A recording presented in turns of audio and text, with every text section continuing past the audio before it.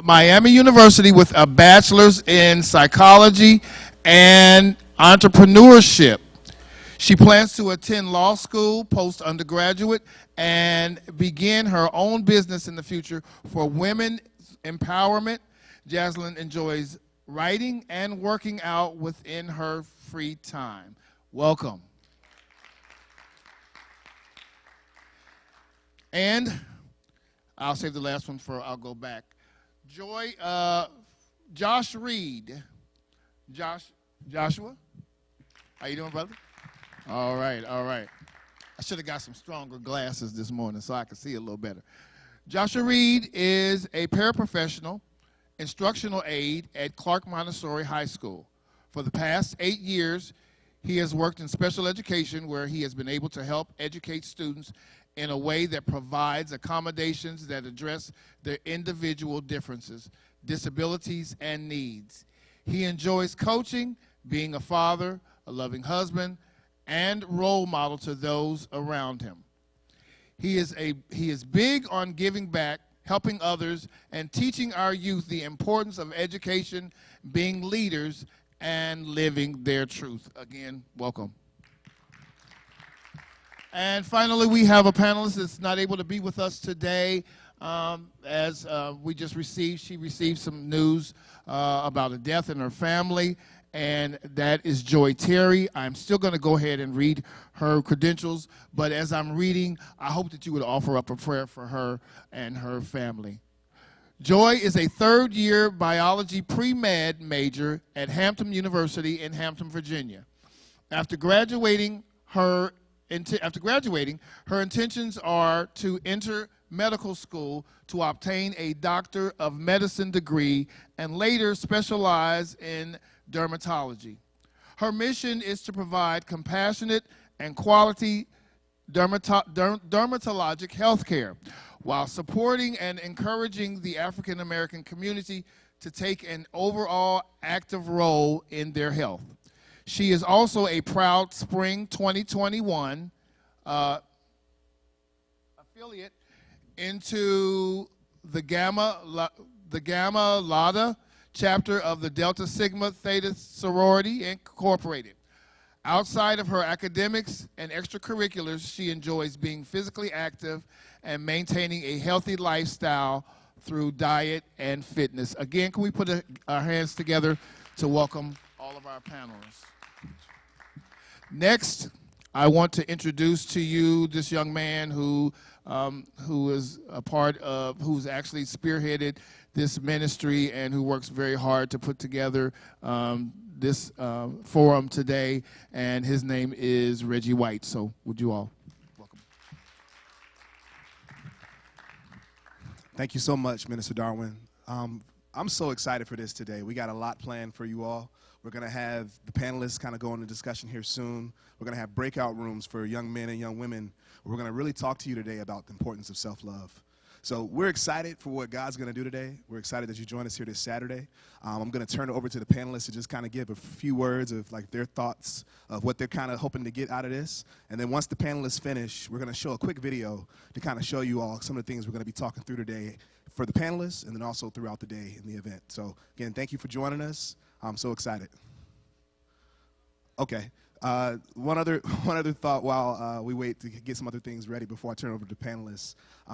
What are you all hoping to get out of this? If anybody has any thoughts, the other thing that I'll say too throughout the event, like for the panelists, if you have questions, we have a microphone right here, that's this green microphone, where you can be able to come up and ask questions, and then you can be able to kind of engage with us throughout the dialogue. And if you feel more comfortable just asking your question in the crowd, that works too. But one thought before I turn over to the panelists that I do want to ask is, what are you all hoping to get out of this? Just one or two things that you're looking to get from this session.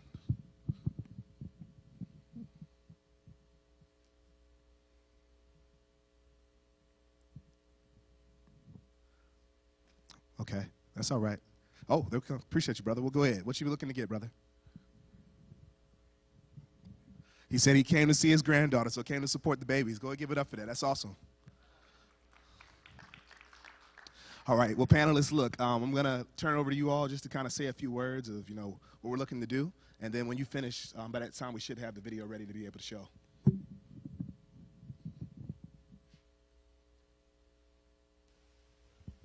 I'll go ahead and start. Good morning, everybody.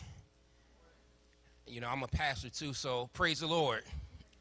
Amen. Certainly thank and praise God for being here. I want to thank the youth ministry here at New Prospect for allowing us the opportunity to speak with the young people and with the caregivers to talk about this very important topic of self-love.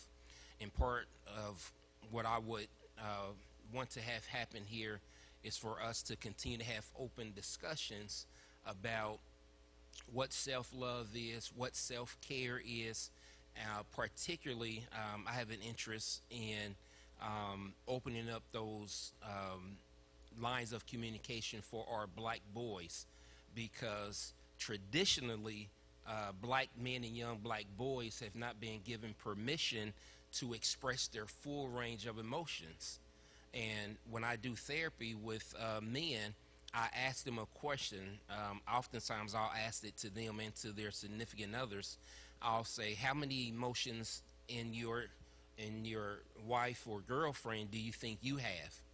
And they'll say, well, I got about 3.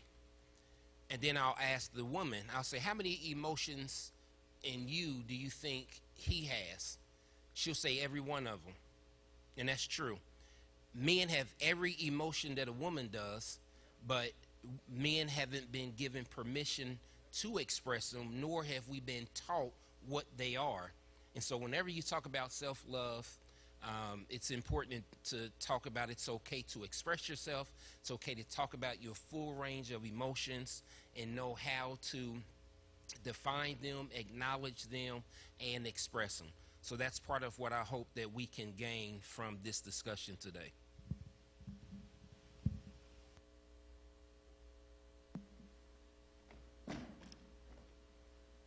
Hello, everyone. My name is Jazlyn Davis Johnson. I'm so glad to be here today to speak on the panel. I think for me, I'm just looking forward to being able to have the safe space that's been talked about, but also just opening up and allowing you all to hear a little bit about how my journey has been as a young woman, especially as a young black woman, trying to achieve her goals and as well trying to love herself along the journey. So I hope that I can be kind of a helping voice, but also a helping hand for anyone that may need it, especially at this time. And yes, that's what I'm looking forward to today. Thank you.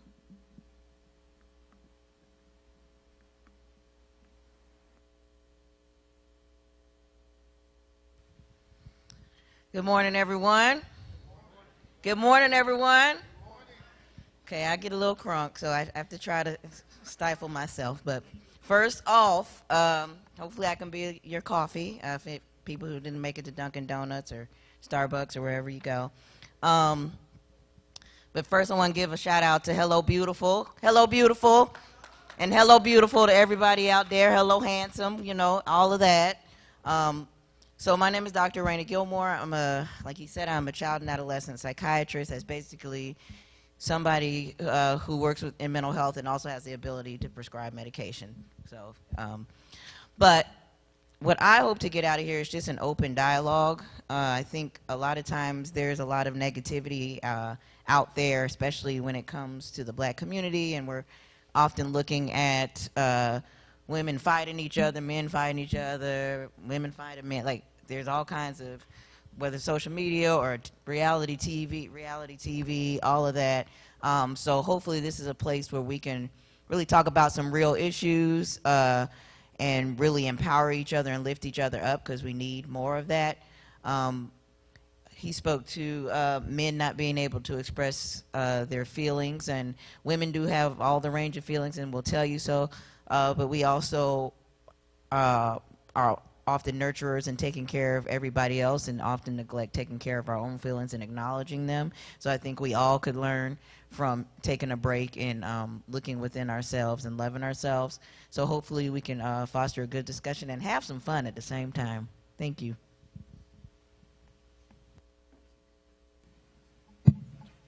Morning, everyone. My name is Joshua Reed. It's an honor to be here today, representing Hello Beautiful, as a father, as a coach, as a husband, as a friend, a teacher. I am what I'm hoping to get out of this is to be able to help not just our youth, but any of us, just making an impact in any way that I can. Didn't know that I was going to be here, but you know, I've been put in a position. I look at it as a blessing. So, however, in whatever way that I can be here to help our youth learn about themselves, learn about, teaching them how to love themselves. Being in our society today, it manipulates their minds. So I think it's important to be able to show them how to love themselves, what that means, what that takes, because it's a process. I'm 31 years old. I'm still learning how to love myself. I'm sure we all are. There's many ways that I think we can all learn to appreciate life in itself and just, at the end of the day, just grow as an individual. I don't think we'll ever stop growing no matter how old you get. So I think that's important, and if I can be a help to do that with everyone here, then I'm all for it. So looking forward to our topic of discussions and helping in any way that I can. So.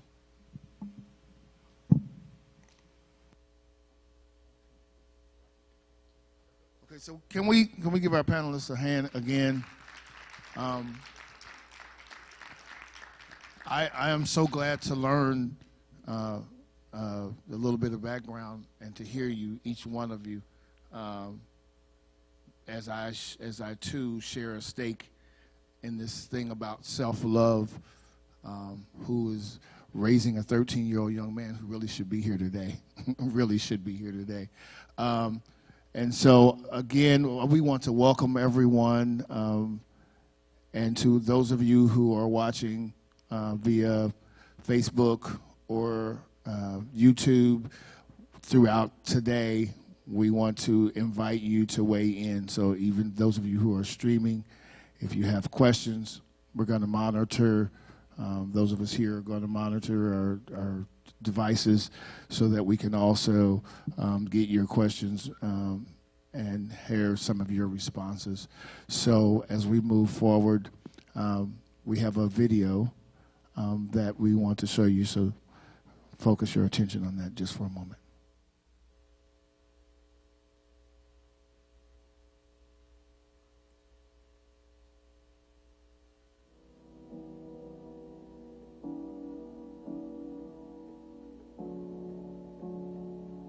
The first time that I learned the importance of self-love was actually at the age of 16, because that was the specifically June 29th, 1991. It's the day that I gave my life to the Lord, and that is the day that I fully understood, at least at that time, the importance of agape love, that godly love, that self-sacrificing love. I'd say the first time I learned the importance of self-love was like during high school. That's like during the time frame where everybody's starting to like really go older, go through puberty and different things, and like everyone's like starting to look at life from a different aspect. So like that was like the first time I really learned the importance of self-love. I first learned the importance of self-love when I was in high school. I had a really rough time in high school, but through my talks with my mom, I always learned that self-love was very important and that it was key. I first learned the importance of self-love summer right before I went to high school. I remember having a challenge with like knowing who I was, facing depression, being overweight, and not really knowing who I was, and not only not knowing who I was as a man, not knowing who I was in Christ. Probably when I was in high school, at the time where I was starting to develop my body a little bit more and was more interested in boys and they were more interested in me. And I just had to learn the importance of who I was and what I had and how special it was. I think the first time that I really started learning how to love myself was actually when I was older, and when I went through a series of just different tests and trials as an adult. You know, life throws you a lot of curveballs. You deal with a lot of ups and downs. I'd say I first learned how to love myself like around like ninth or 10th grade, really, because like that was during the time frame where I really had to put forth effort to really like truly like love myself per se. I first learned how to love myself in quarantine, actually. I feel like this past year, while COVID was happening, you got a time to really reflect on your strengths, your weaknesses, what you could do better in society as a whole. And that time I spent reflecting on myself. When I went to my counselor, Mr. Eric, he would always like help me know that I'm a better person. First learned how to love myself back in 2011. I always used to do things that I thought were safe, not trying to go doing things in a risky standpoint. But in 2011, I was getting ready to embark on going into college. And I remember a buddy of mine having a conversation with me in the neighborhood, and I was talking about the college that I was going to go to. And then when we talked, he said, "Man, I can't see you going there." And in that moment, in that realization, I realized that I had made a choice to go to a school in state because it was out of fear. I didn't feel like I was going to be able to have the finances and do what I needed to do to go to school. And in that moment, I had to choose, like, do I believe in myself? Can I do this? Have I learned from, time in high school? And I just learned the importance of having, like looking at love in a different way, looking at love and believing in yourself. It took me a while to first learn how to love myself. I was probably into adulthood. I'd had a couple relationships, and one relationship that I thought was like going to be the one where I was going to be married ended. And I was very depressed and sad and felt lonely, felt like I didn't have anybody. And I started to just kind of pay attention and spend more time with myself. And as I spent that time with myself, I really learned to love myself. I learned to spend time by myself, to enjoy myself, do things by myself, because I felt like I never had anyone to do stuff with. So I couldn't go, to a movie or out to eat or something like that, because I felt lonely and alone. And I started to realize that I love myself. I like myself. I want to spend some time with myself.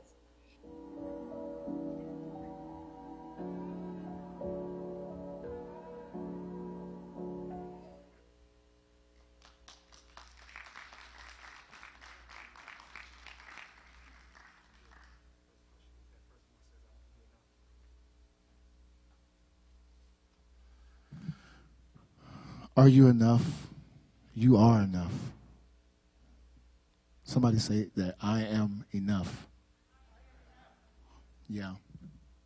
One of the things that I wanted to point out that just came to mind in the video there, we've been taught, our pastor shares with us that, oftentimes to really get the real guts of something, you have to ask yourself and answer it like 3 times. And that third time you get a little closer to really getting down to the guts of the truth here. So we've got another slide, but we asked, are you enough? I matter because I'm a child of God. So is there another slide on that, or do we just want to get? So, yeah, we're going to go to our panelists now and ask our panels to just elaborate on being enough and mattering.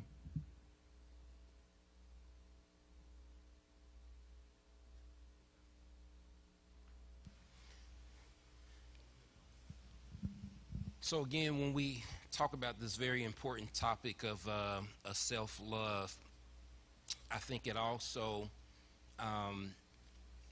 and Sister Kawanda had actually touched on that in part of her video clip. I think we also incorporate self-care. Those two, concepts are different, but I think they're both important. Self-care are things that you do, things that you do to either pamper yourself. She talked about, dating yourself, going out, hanging out, spending time by yourself, doing things that you enjoy. Self-care can also involve setting boundaries and limits and being able to be assertive and say no to things that you don't want to do and not, feel ashamed about it. So self-care are things that you do. Self-love is who you are. And self-love, to me, involves having a positive image about who you are, knowing your worth, knowing your value. I'm a product of the 70s. I was born in 75, and so I grew up in the late 70s, but most of my time was spent in the 80s and 90s. And I grew up without the internet. I didn't get, we didn't have the internet. A couple of us on here, Dr. Gilmore, we didn't have the internet until I was in college. And so we ain't know nothing about the internet. We had the Dewey Decimal System. We didn't have Google. And so, but this generation, the two generations after us, grew up with the internet, with social media. And so think about all of the different messages and images that social media portrays to try to tell you that you have to be this way in order to matter. You have to do this. You have to be a part of this group of people. Now, and we all do it on social media. We post something and then we immediately go to the likes and find out how many likes we got, because some way, somehow, the number of likes or the hits that we get on the post equates to what people think and feel about us.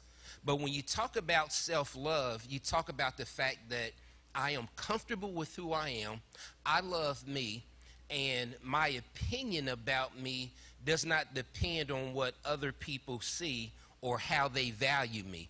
You can value yourself and love yourself and have a positive image about who you are in spite of what other people may say. People try to put labels on you. People try to say that you're this and you're that, or you're not going to achieve this or achieve that. But to me, self-love is how you feel about yourself, what messages you tell yourself, and how you express that in your daily living. And so when you know your worth, when you know your value, that's something that comes from the inside. It doesn't start from the outside in. It starts from the inside out.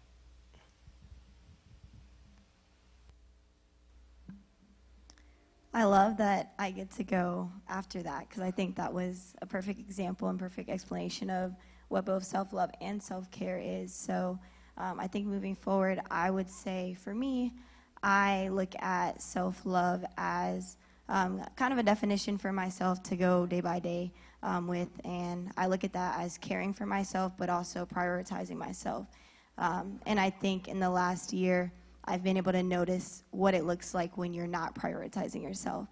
And so in order to love yourself, it's very important to know that you are a priority and that you have to make sure that you're caring for yourself, because at the end of the day, like, you're the only one that can truly do that for you, outside of relationship with God, outside of spiritual relationship or anything else that you may have.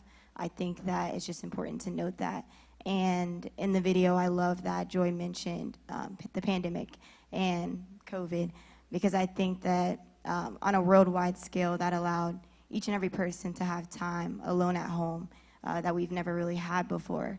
And so for me, that looked very different than what I thought my 2020 to 2021 was going to look like. Sometimes that looked like just sitting in my room watching a sermon by myself. Sometimes that looked like being on the phone with my friends just to make sure I was still sharing in community. But it looks very different for everyone, and I think that it's just important to be able to spend that time alone, because that's going to tell you some of the areas in which you may need to focus on. And so I think ultimately self-love is really how you define it, but also how you look at it and how you're able to evaluate that for yourself. And that may look very differently for everyone. And I like also that dating yourself was brought up, because I think as a young woman, as a young man, each and every person in here, it's very, very, very important to make sure that you're dating yourself before you get into covenant, before you're alongside anyone else and dating anyone, because people can prioritize you, and people can basically make sure that they're giving to you. But as I said earlier, you're the only one that's going to be able to give to yourself in the ways in which you can give to yourself. So I think that that would be my number one thing moving forward with the panel. I would just say to the crowd, make sure that you're prioritizing yourself, make sure you're dating yourself, make sure you're caring for yourself, and just make sure that you're loving on yourself daily. It's a daily journey, not something that any of us can just get done in a day or a week. So yeah, that's what I would mention.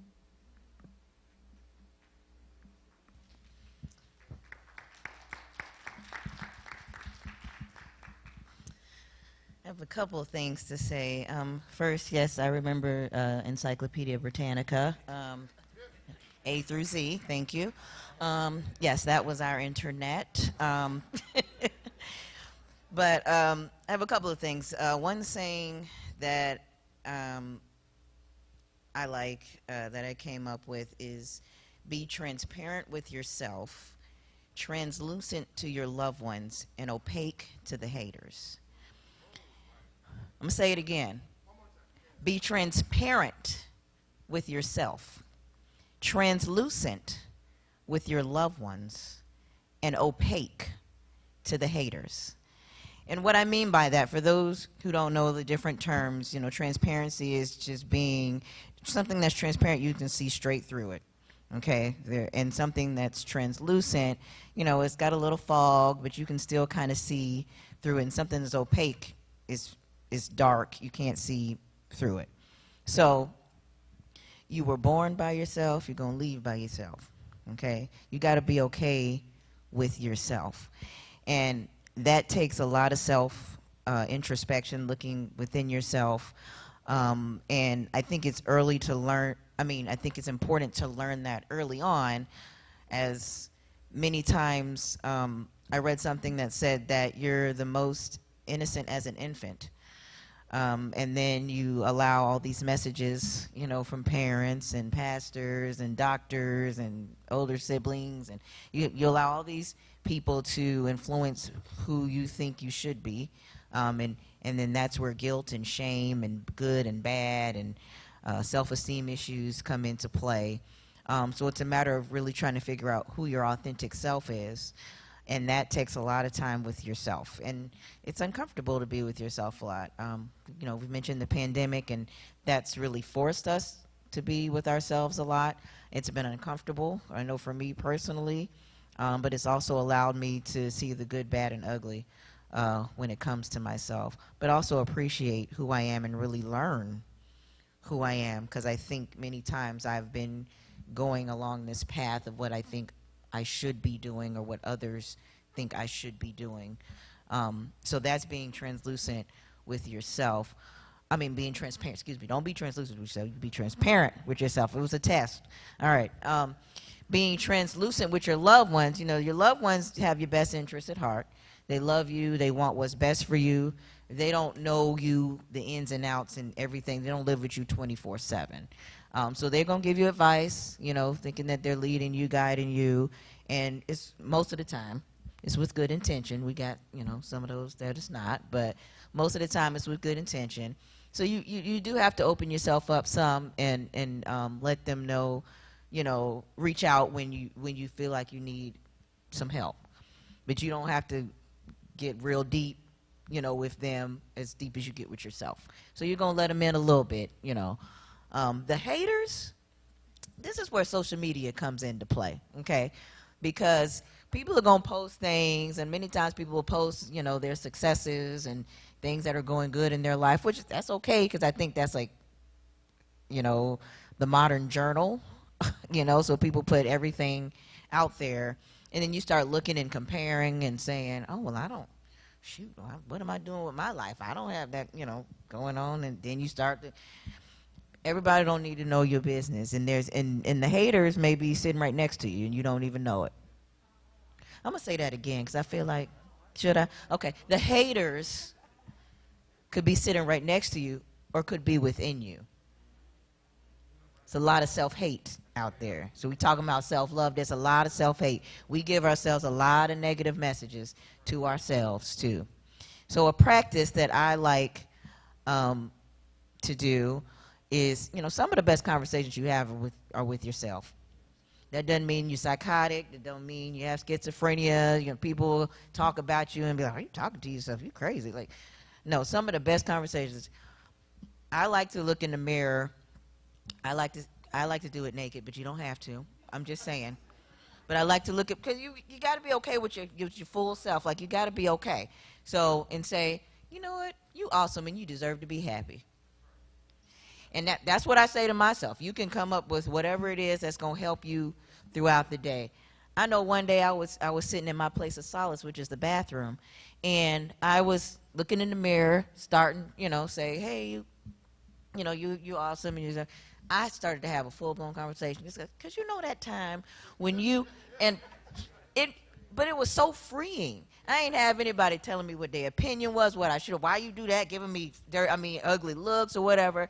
It was kind of like you were journaling. It was like, you know, I had a full-blown conversation. Because you know when you do that, because you need to give yourself more time. Because that's not, great. I need to do that more. So I think that's a part of self-love, self-care.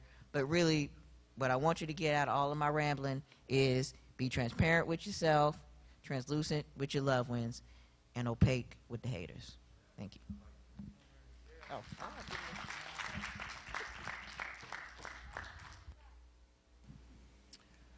So self-love, for me, self-love has always been about just discovering, you know, who I am myself as a person, and what that consists of. So what I've always done is I write stuff down. Like she said, I talk to myself all the time.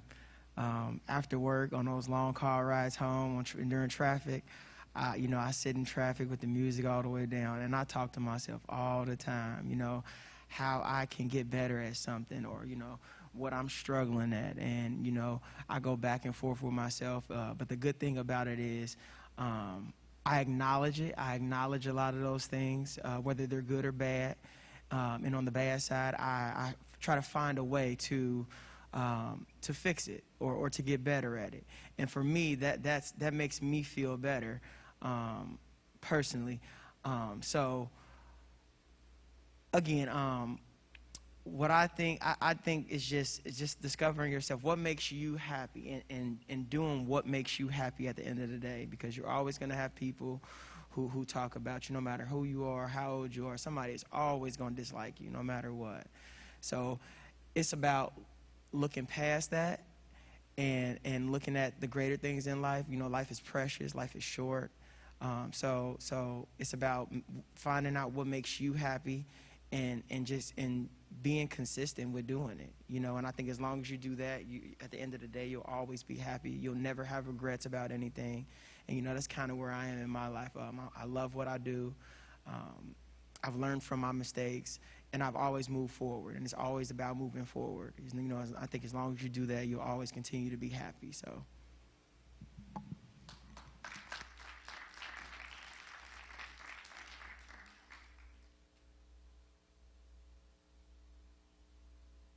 Cool.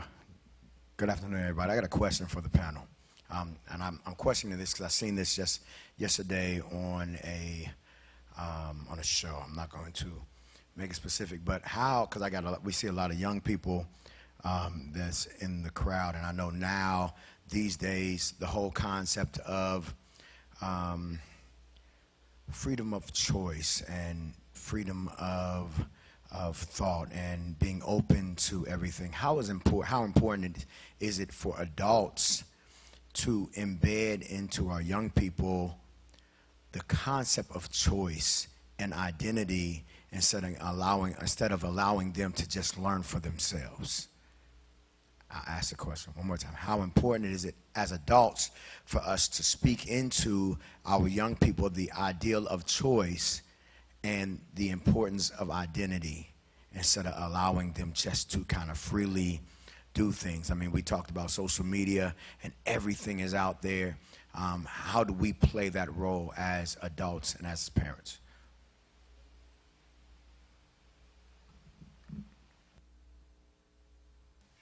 Thank you for that question, sir. Good question. I think at least for me personally, you know, when me and my wife, when we teach our children about, you know, choice, about identity, about expression, I think part of it is based on, you know, the values that you have. At least for me, it's the values that you have at home. You know, what are those values that that you deem are important and that you want your children to have and to show, and what do you want to, you know, instill in them? I'm a pastor, and I'm a therapist, and I'm a husband, and I'm a father, and so I will have certain thoughts, expectations, according to what I believe the Bible teaches, and it will not always be in agreement with what the world shows, and that's not all, and that will create conflict. And so the best thing that I can do is teach my kids, and those particularly the ones in my house, because I can't control, you know, what goes on outside my house, and you know, I try to control the best, you know, what goes on in my house. But what I can do is establish in my house what I believe the Word of God teaches about how we should conduct our lives. Now, what I try to do, because I got older boys, and I love Dr. Gilmore's energy, because, you know, sometimes you got to be crunk with them. And so I'm going to tell you what the Bible teaches. I'm going to tell you what the world does. And I'm going to let you know that those two things are usually not in agreement. And so I want you to be practical. If you're going to make choices to do stuff, I'm not giving you my permission, but I'm telling you what you have to do to be safe. But at the same time, I'm going to tell you what the Bible says about the choices that you make. And so I think, to answer the question, I think a big part of that are the values that you hold based on what your belief system is, and being able to convey those values and those expectations to your children, to your loved ones in your home, and then having them to understand that every choice we make has a consequence. It's cause and effect. Everything, and I tell people, every behavior has meaning behind it. And so everything you do has meaning. Every choice you make has a consequence. So we want to make sure that you make the right choices and the right decisions for your life.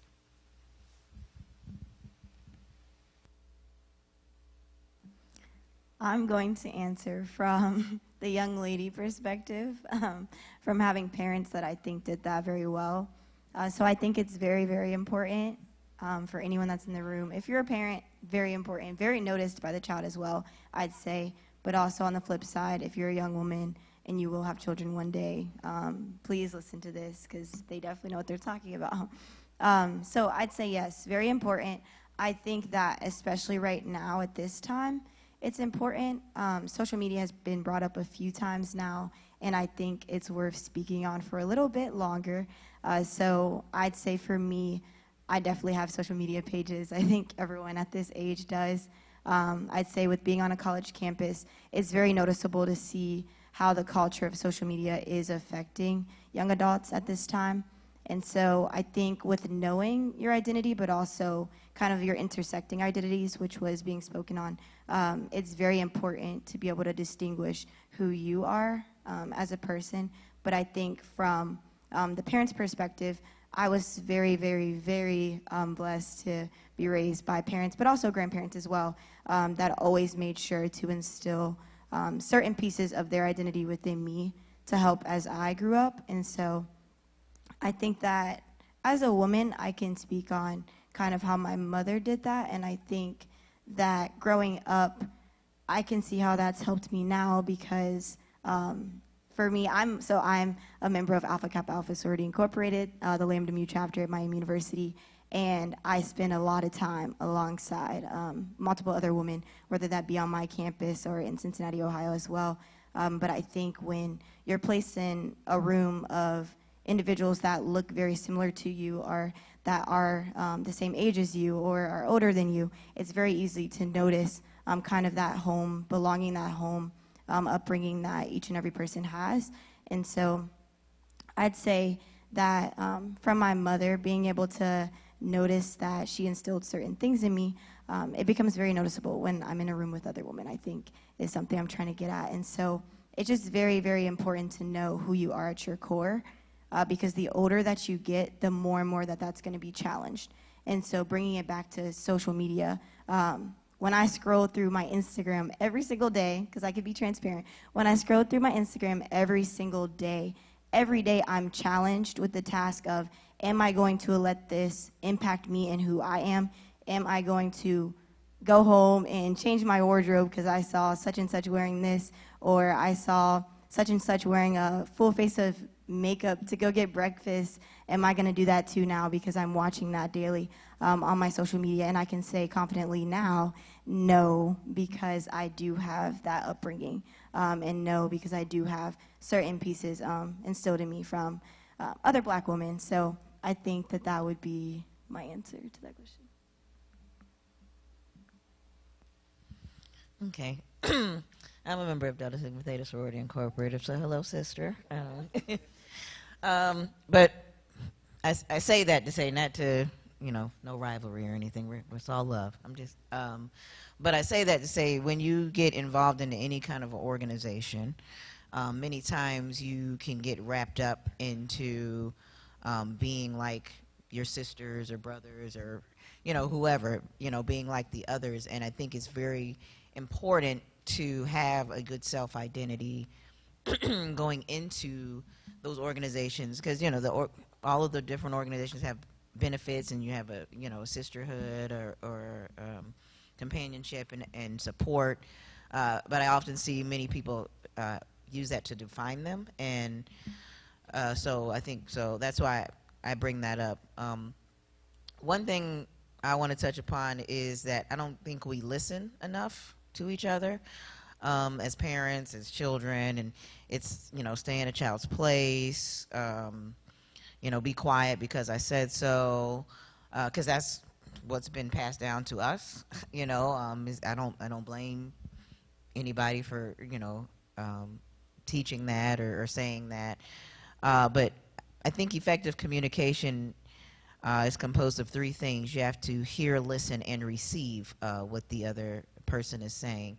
And I think where the fall off is the receiving part.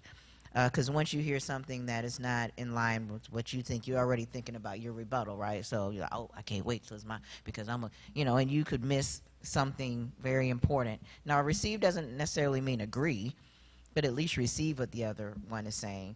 So I think that is an important part of helping children to develop their identity and esteem and self-worth and know who they are. Just listening, because we have to be honest with ourselves and know that we grew up in different times, and yes, we've had our own particular struggles, but this generation has their own struggles. And so many times I hear that these kids don't feel like they're being listened to, and so they go to their peers and go to other avenues to get the answers because they feel like they're being listened to, So I think listening is a big part of helping to develop self-identity, self-love, self-care. Also leading by example. How are you carrying yourself? And that's where it goes full circle to knowing who you are and being okay with who you are. And if you're modeling that, then the child sees that.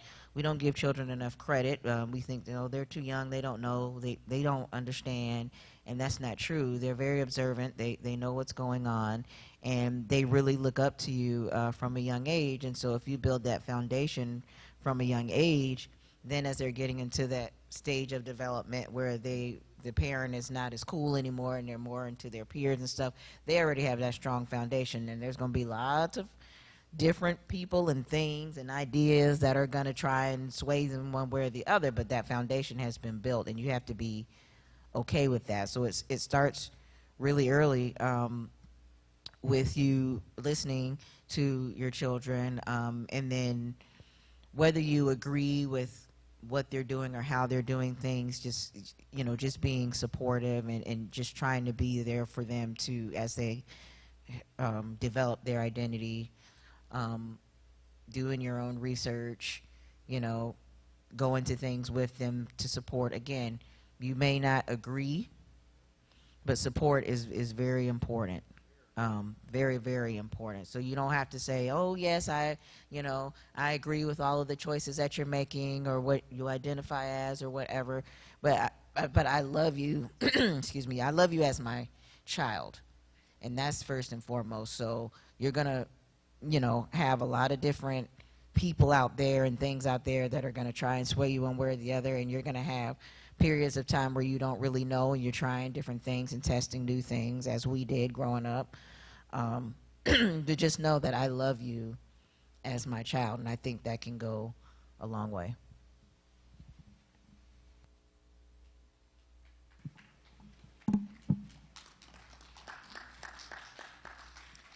Just to elaborate a little bit on what everybody in the panel has said, as far as helping our children, find identity and making choices.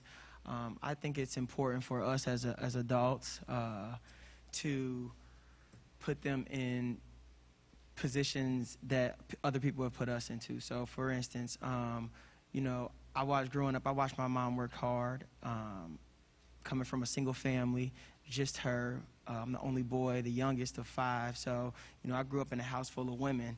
And so, my mom didn't have all the answers in, teaching me how to be a man and what a man does. She showed me from her perspective. But what she did was she put me around people that that were role models for her. And, that allowed me to, build those relationships and grow as an individual, from a man's perspective. So I do think it starts early.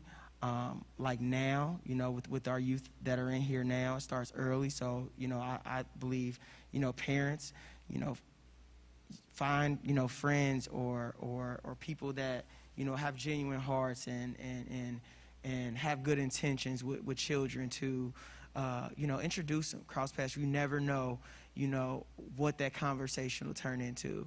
I've been blessed. My mom has put a bunch of men in my life, because I didn't have my father growing up. But my mom made sure that she put people around me that had good intent, in teaching me the right things, and have allowed me to grow as a young man, to make good choices and think for myself and know that it's okay not to follow other people. It's okay to go a separate way, and feel encouraged about doing it, not just doing it and not really knowing what to expect. So, just taking that into perspective, that's something that I would, advice I would give to, parents to our young youth. So, and I feel like it's worked for me. I feel like I have rubbed off on so many youth, and now I feel like they all just gravitate towards me. And, I sit there sometimes and I wonder, like, geez, like, how are all these young boys, like, what am I doing that's making them, wanna be like me, or to, have such a high respect, for me as a young man. It's surprising for me. But again, I just was blessed, with a mother that has taught me, many, many things, and have, I was put around, people who became role models to me, and I looked up to and wanted to be like and wanted to make good decisions like them. And so that's kind of how I feel, and what I think is, important for our youth in discovering themselves and making choices and learning their identity. So. Man, how powerful is this? Anybody getting anything from here? Anybody feel like you're growing? Anybody feel like you're learning something? Yes, I certainly am. We've got a set of keys here that belong to somebody. Okay, brother?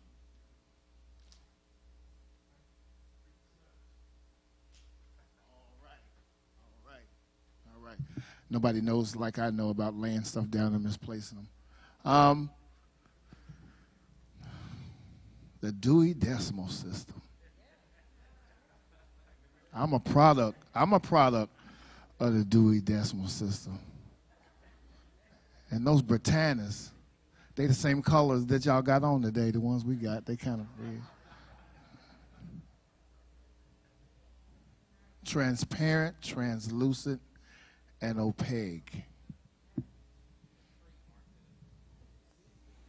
Really like that. Really like that. And my brother, village is everything. Village is everything. What do they see? Example. Example. My, this is powerful. I got so many nuggets. So we have another slide. The next slide we're going to go to, we're going to talk about that for a little while, and then we're going to break. Is that correct, Brother Reggie? So our next slide, self-preservation. Self-preservation. What am I doing? We talked about self-love. Now we're going to talk about self-preservation. What am I doing to take care of myself? Dr. Holly, or I'm going to start down here on this end this time. So you start. Self-preservation. Let's talk about that for a minute. Self-preservation. Now, are we asking, like you said, what are we doing to take care of ourselves? You want us to elaborate on just the importance of that? Okay, sure. So for myself, being 31, I feel like I've found out what I love to do and what makes me happy, and so I make that a priority. I think it's important for all of us to do that, because if you feel good, you look good, so that's kind of that. I use that a lot, and so self-preservation has allowed me to try different things that that I've never done. So, for instance, I didn't get massages. I would wake up achy. I was an athlete, so taking care of my body is like super important as an athlete. And early on I didn't do that. So as I got older, I started finding out from the OGs and the older people how important it is to take care of yourself and take care of your body. If you want to live a long life. And I love life. Life is precious, and that is super important to me. So I just make sure I do things that allow me to feel good about myself. And I think that's really what it comes down to, doing things that make you feel good. And yeah, so.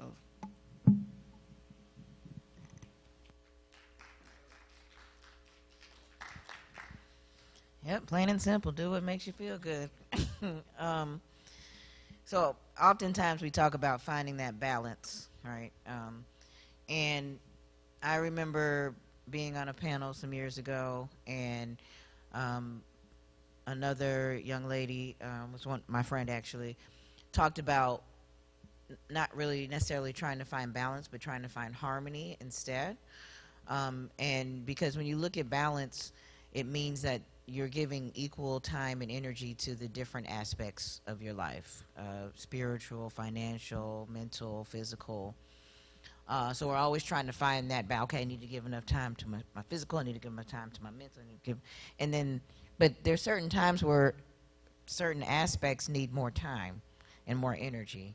So it's more about being in harmony with all of those things instead of trying to have a certain percentage for all of those things.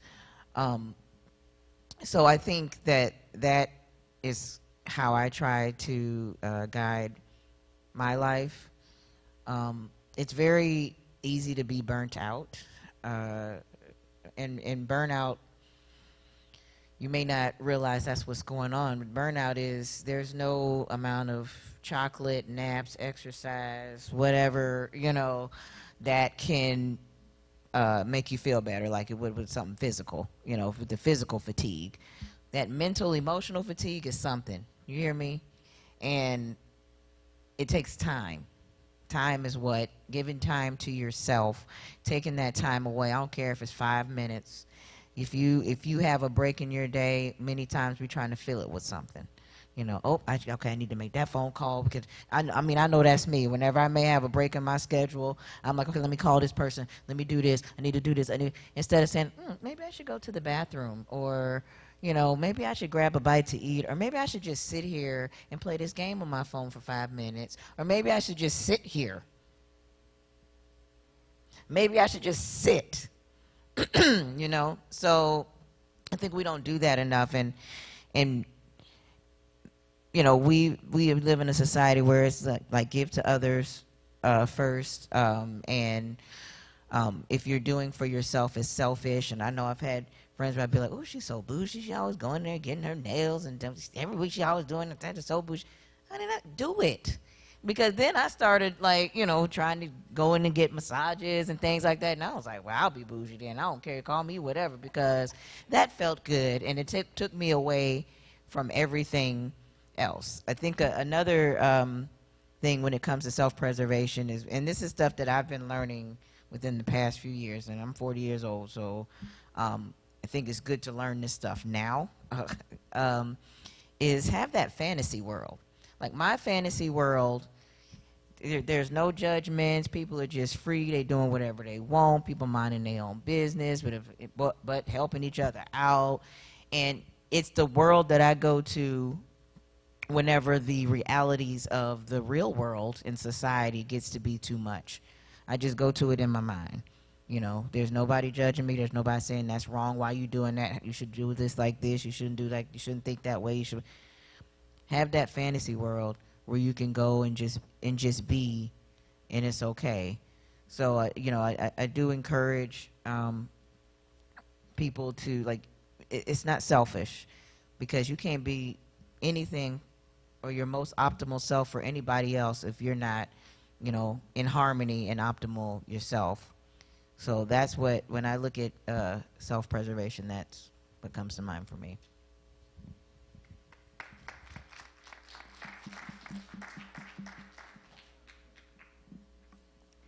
Okay, self-preservation. So I look at it as protecting and prioritizing self. And so at this time, so I'll be 22 next week, and I think that I've never been in a place of learning more of how to love myself. And so protecting myself, love that we're on that note. I think a perfect example, because I'm not going to sugarcoat, a perfect example. So this past week I had a class, and I can't remember what I was overanalyzing about or what I was stressing about, but I was stressing about something, and it was just taking my mind in a million places. I was not focused. I was just really, like, beating myself up mentally, like, for nothing, basically. And so I remember I chose myself in that moment, which is not selfish. Again, saying that one more time, it's not selfish to choose yourself. No matter what moment that may look like, where you are, choose yourself. And so I left. I went to the restroom. I went back to class, though, because I know I have family in the room. I promise I went back to class. So I went to the bathroom. I looked in the mirror, and I gave myself a little talk. I said, we are not doing this right now. It's not worth it. You are this, this, and this. So I think, like, self-affirmations are a great way of protecting yourself, a great way of just staying in tune with your inner being. And if I had to add one more thing, I think that the self-care part of protecting yourself is important too. I know for me right now, in my household back on campus, my roommates and we all have, like, self-care jars in our room, something new that we started for the new year. We're all on our own, like, little self-care waves right now. And so for me, that looks like pulling one self-care card each week. And so with that, I either take myself somewhere, or I learn a new recipe, or I find a new way to co-condition my hair. Just something that's going to make me feel like I'm prioritizing myself and I'm choosing myself in the moment and giving myself the time that I do deserve to give myself. And so, yeah, protecting yourself really is caring for yourself, and it really is loving yourself. And so I'd say, just remember that it is not selfish and it is necessary in every moment. Can't stress that enough. And I think I said this earlier, but the older that you get, the more and more that you'll realize like the necessity of doing that and why it's important. So, yeah.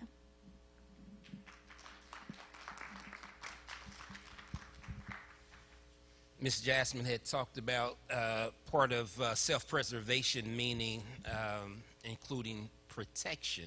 And that's, since I was the last to go, I had a chance to do some research. Part of it anyway. Part of it means to protect yourself from harm or danger or death. So that certainly encompasses, it includes having boundaries for yourself and really knowing, what those values are and what is important to you.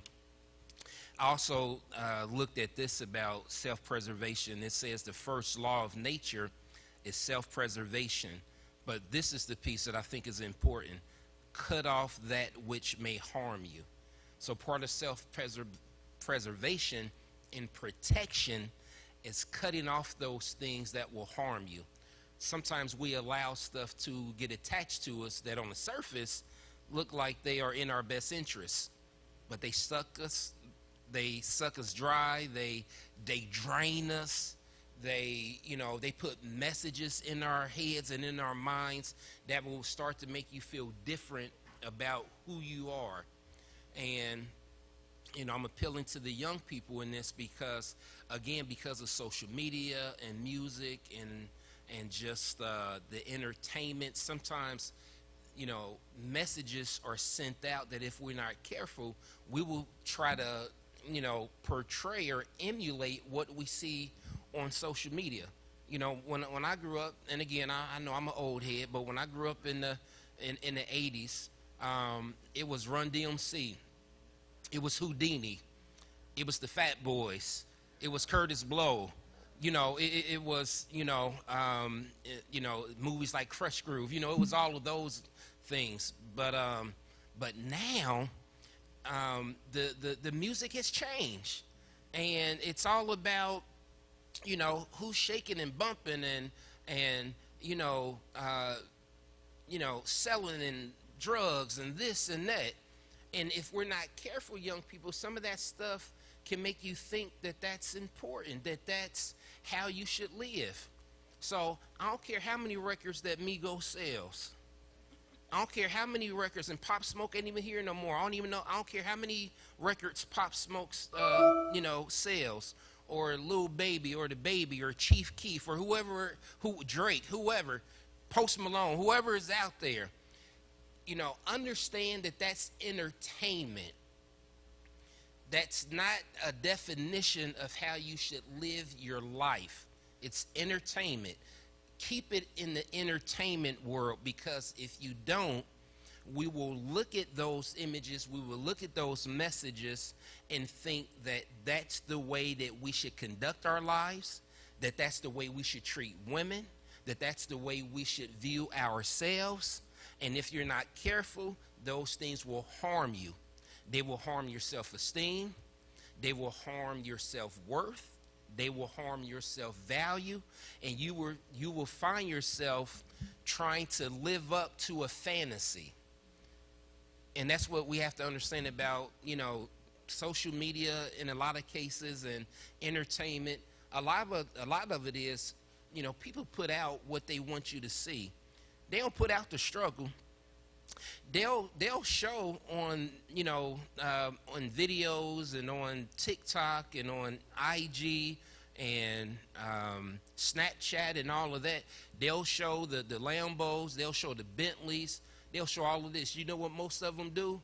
They rent it on Friday and they turn it right back in on Monday morning. Most of them were renting stuff, but they perping like they got it all together. So let's keep it in perspective, as far as what it is. It's entertainment.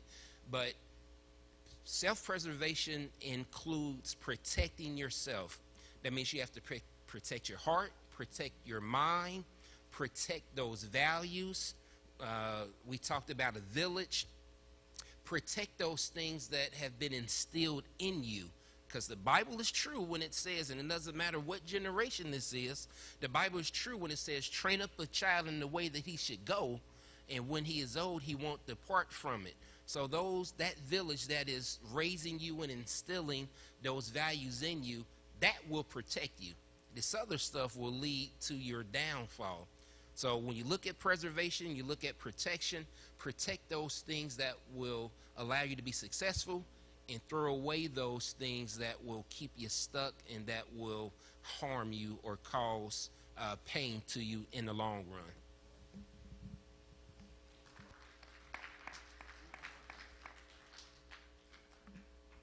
Can I add one thing? Okay, that just made me think of something. So I'm not the pastor on the panel, but I know in the Bible it talks about cutting off every weight that slows you down. And so for the people my age and younger, older, I think spiritually but also physically, that's so important when it comes to protecting yourself. And I think in the last year, I've realized how important that is spiritually, because if you're not cutting off every weight spiritually, then that's going to affect you physically. And so pay attention to your friends, pay attention to the circles that you're in, because especially at this age, like the things that you have coming are so much bigger. And so your goals, your purpose, where you may be headed, whether that be school, work, whatever that looks like, the wrong weight has the capacity and the ability to get you off of path. So I think that with protecting yourself too, that was something that just came to mind. But just make sure you're being aware of your surroundings and what you participate in. Come on, y'all give our panelists a hand. This is so awesome. This is really very, very powerful, and I hope that it is helping you as it is certainly helping me. That self-care jar seems like kind of a girly thing, but I'm getting ready to come back. But it's not. I like that.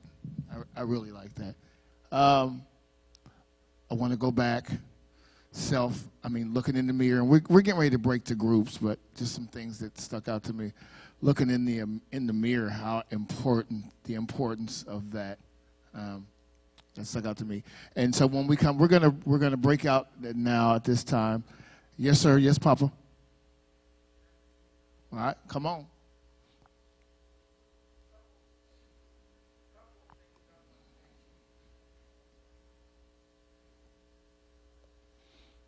Just for you all that don't know. I own a college prep center right there in the Valley Shopping Center for 10 years, okay?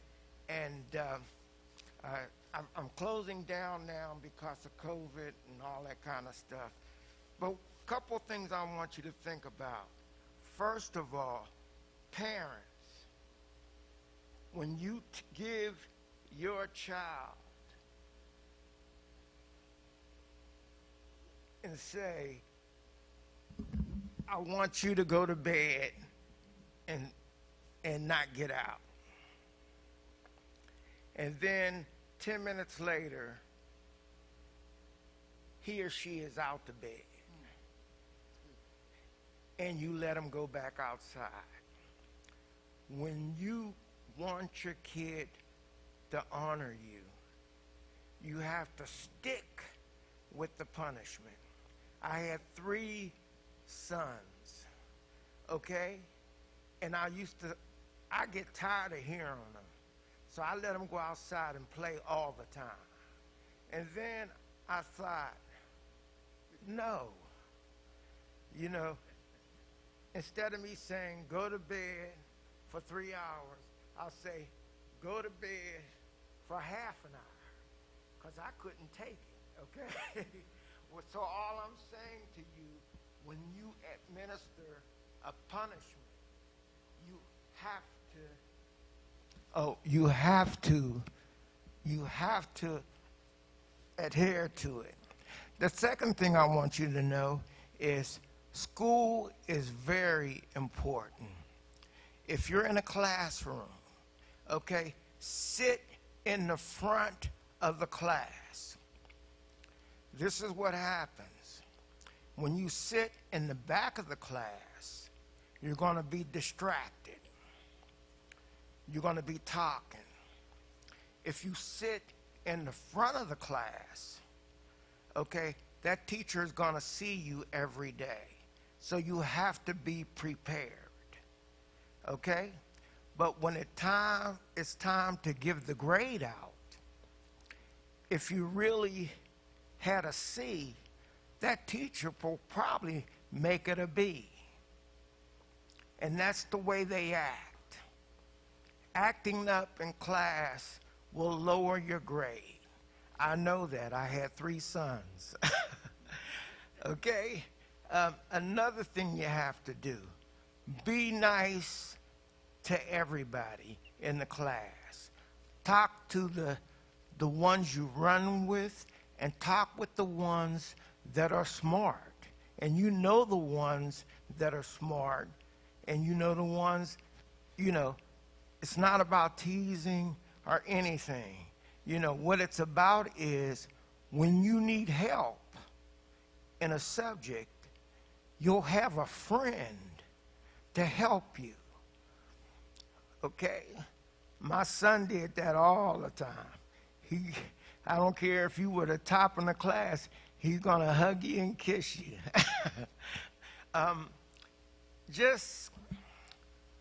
And finally, I'm going to say this. And maybe we can have a class on this. You have to organize your notes. And maybe organizing your notes.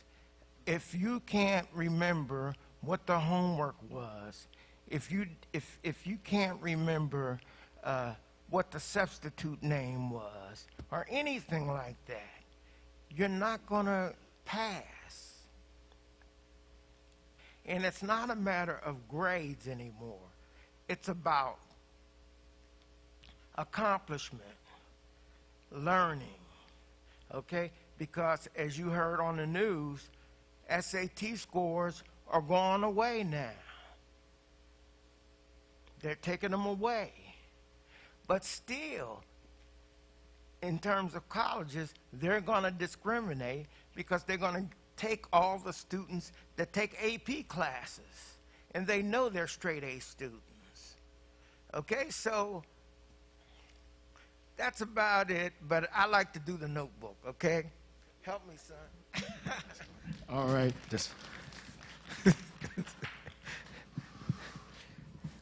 So that's my dad, you all.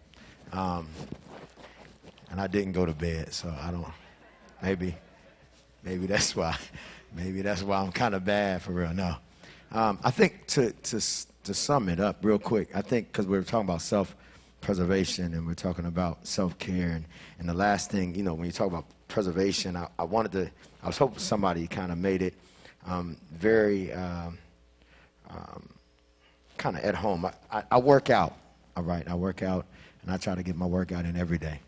I hear a lot of people, because of the pandemic and because of TV, and a lot of people say you got to eat right and change this and change this. You can get rid of this sickness and all that kind of stuff. And I get a lot of friends at my age who say, I'm about to diet and I'm about to do these things and I'm going somewhere with it. Even with his conversation of organizing yourself, I think whatever you do, you have to make it a lifestyle. So when you talk about self-preservation, when you talk about self-care, it can't be something that you do just for a few moments in time. All right. I was talking to Minister Darwin the other day, and he's structuring this youth choir thing here at the church. And the one statement I said to him is, whatever you organize, however you set it up so it can continue to happen always. And so that's kind of how that's kind of in life. Self-preservation is something that you can make, that you can live with, and make it a lifestyle. I don't want to never shortchange myself or do something because I see somebody else doing it. Whatever I need to do, I need to make sure that I'm able to do it and create my life around it. When he said organizing your notes, not just organizing your notes, organizing your life. If you have to put things down on calendars, do it. If you have to, I know the biggest thing now is like, what do they call, vision boards and all. Listen, do it. It's not elementary. It's not something that's silly to do. If you got to cut up magazines and put something on the board and then put it right in front of your face, do it. That can remind you every day how your purpose, you should be purposely driven. You have purpose. You have goals. All of those things. But I wanted just to say that. And when you talk about preservation, talk about care, make it a lifestyle. And be excited about life. Your life. Not nobody else's life. Be excited about your life. That's it. Okay, this is so good. This is so good. We could use a lot more time. So right now, just to kind of keep a little bit with our agenda, we're going to break out for about 20 minutes. So Ms. Raina is going to stay here and talk with the parents. So once again, YouTube, Facebook, it's not too late. This is a good time. Now, for you parents who are probably, well, you may be facilitating your children looking at Facebook. They're probably on there on their own, if they're like mine. This will be a good time for you to tune in, parents. So our young ladies are going to go to room 107 and I can't see this other number, 105? 105 and 107. So young ladies, you're going to go and just have about 20 minutes breakout time. Our young men are going to the community room downstairs. So if all of our young men that are here, if you would go with Brother Reggie. 101 and 107, that's upstairs here. The community room is downstairs. If you would follow Brother Reggie down there and the parents, we're going to remain here. So we're going to come back. We're running a little bit behind.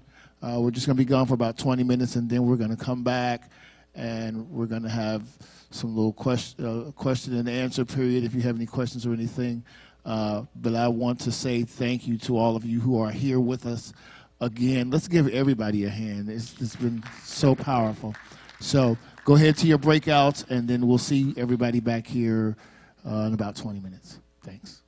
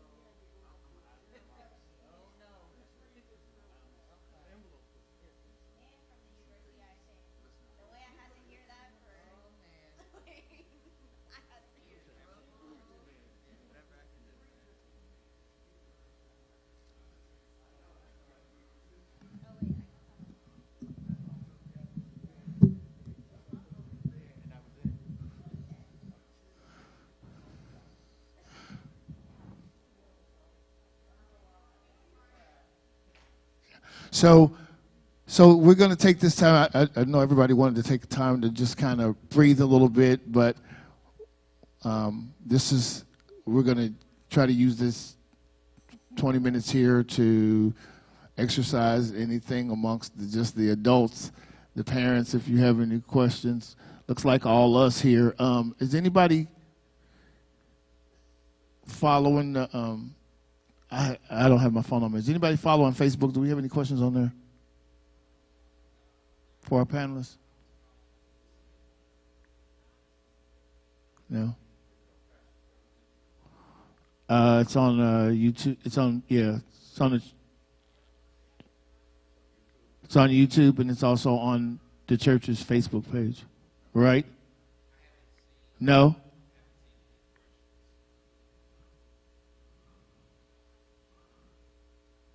Okay.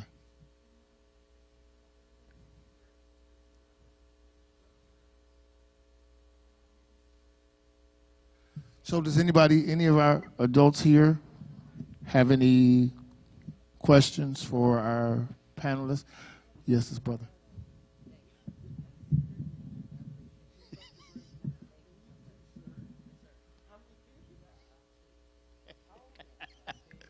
That's my papa too.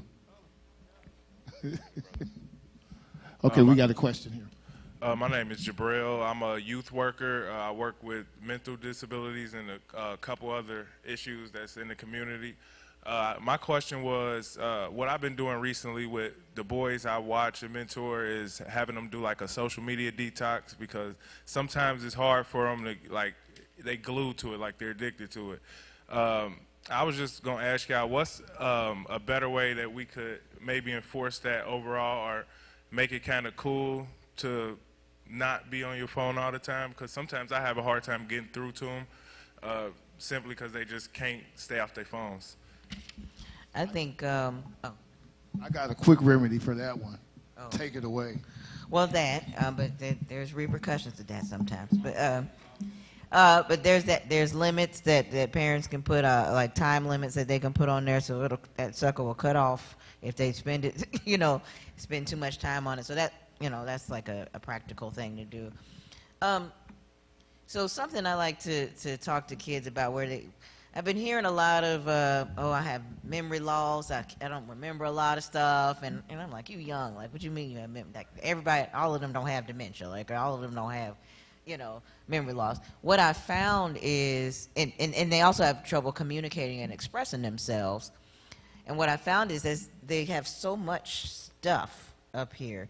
So I like to compare it to, like, when you have to use the bathroom, or when you are constipated or something, and you go to the bathroom, and it's when you go to the bathroom, now it's this graphic, but sometimes you got to get graphic to get people to understand and relate. You go to the bathroom, you have that sense of relief. Once you get that out, once you get that stuff out, you have a sense of release. Your brain is the same way. It can become impacted with so much stuff. And so then that's where because you're like, well, I can't remember, because you got so much stuff there and you have no way to release it. And what you're doing is you're just adding more and more and more to it. And your stomach will start to hurt, you start cramping, like your brain will start to cramp and not be able to function right. Then you can't focus, and then you're not concentrating, and then you get diagnosed with all these different things because you simply need to release that. So something that I like to tell people to do, that somebody, a therapist actually I work with, taught me about, is called stream of consciousness. And what you do is you take like set a timer for like 10 minutes, and you just write down whatever's on your mind. It don't have to make sense. It doesn't have to, it's not a narrative. It's not like you just, today I did it. No, it's just however it comes in your mind. And then that girl went over, I need to do that. Whatever. You write it out, because that's a way to release. So I think introducing them to other things. Now, you're going to get pushback. That doesn't work. I've tried that. My mind moves. I got too much on my mind. That doesn't work. I've tried to tell people about mindfulness, meditation. That doesn't work. I can't just sit there and be quiet. Well, mindfulness meditation don't just mean sitting there and be quiet. It could be reading a scripture. It could be listening to some music, taking a bath, taking a walk, really just being in the moment. So I think also us, again, modeling, not being on our phones all the time and stuff too, because I notice that I can be like, don't do that, but next thing I know, I'm over there like doing something on my phone too, and they're like, well, I don't know, and the kids they will challenge you. It's not stay in a child's place anymore, and I'm gonna be quiet or I'm gonna get slapped or whatever. But it is no, I'm gonna tell, well, you doing it, so why can't I? So I think it's a matter of modeling and showing them other options, showing them that, trying to say, okay, what are some things that you like to do? They don't know what they like to do because they constantly on the phone or constantly looking at what other people like to do, and then they say that's what they like to do. Like, let's try to cultivate what you like to do. Are you an artist? Can you draw? Music is big, Write down some lyrics. You looking at these people at what they doing, you could do that too. So really just trying to, I think, channel that energy into other things, I think. And I got to how old are these boys? Because I'm asking because I feel like, me personally, working with kids in the school, I feel like as they get older, it becomes harder to keep them off phones because I mean it's 2022. That's just what they do. But okay. Yeah. Okay. Yeah, man. I come from my mom's super old school. So when I was 9 and 10, I was outside playing. She sent me outside. She also kept me heavily involved in things. So I learned to play instruments when I was young. I was involved in choir. I was an athlete, so I played soccer. I played sports that I would never thought I would ever play. Played tennis. My mom had a tennis racket from when she played back in the day. Growing up, I asked her could I use it, and next thing you know, I'm playing tennis with my mom's tennis racket. So, I think it comes down to communicating with parents, and because at the end of the day, it has to start at home. I think it starts at home. And kind of, getting them to open their minds up and being open-minded and being creative and like she said, writing things down, finding out, what they like to do. Do you like to draw? Do you like to, do you like to read? Do you like to write? Stuff like that. So, I know it's hard. I know it's hard. And I think it will always continue to be hard, but I think that, we as adults that's what we're here for, to love on our young ones, to teach them all the rights and wrongs, and at the end of the day they're gonna make bad decisions. Yeah. They're also gonna make good decisions, but I think it's so important for them to be able to learn from those decisions, because if they don't, it'll just be the same thing over and over and over again. So that's just my advice. I wanted to share that with you. Also, I want to say, use that as a moment to connect with them too. Because social media is the way of the world. Everything's gonna be digital soon. I just saw something about by 2030 something, we all gonna be on electrical cars. That's just the way that the world is going. And I think so many times, it happened to me growing up with the stuff that I was into, and my parents had their own stuff that was old school for them. Now the people are calling it old school to me, and I don't know how I feel about that. But that was old. I'm like, what? But stay in a child's place. No, I don't say that. But I think you can use that as a way to connect. So, I have a YouTube channel, and I'll do videos, because I haven't done any in a while. But I'll do videos and stuff, and what is the stuff that you're looking at? Why are you interested in it?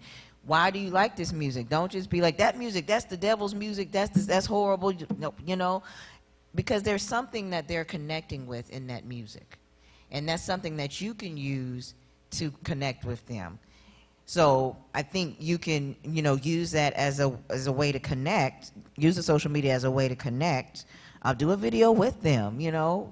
See what it is, and don't be so quick to give them that social media when you want them to leave you alone. Because we say, oh, you on that phone too much, but when we got stuff we trying to get done, what's the first thing we do? Here, take my phone. Where's your tablet? And so, which I get it. I'm not saying don't do it, but realize that you're utilizing that too. And so it's like reinforcing, hey, get on your social media and stuff like that. So try to figure out ways to do more things outside, activities and stuff. It's hard now with the pandemic. you know, but just try to find more things you can do with them so you're not constantly saying, here, take this phone, take this tablet. But also, if they're going to be on the social media, find a way to connect with them, utilizing the social media. Meet them where they are, basically. And just to add one more thing to that, just realize that, and you may not even know it, but you're a role model and they look up to you. You may not even know it. You know, it's been times, you know, during coaching where I didn't even know these guys. You know, I'm hard on all my guys. And they may not see that I have the best intent for them because, you know, they may feel like, you know, Coach Reed is just yelling at them.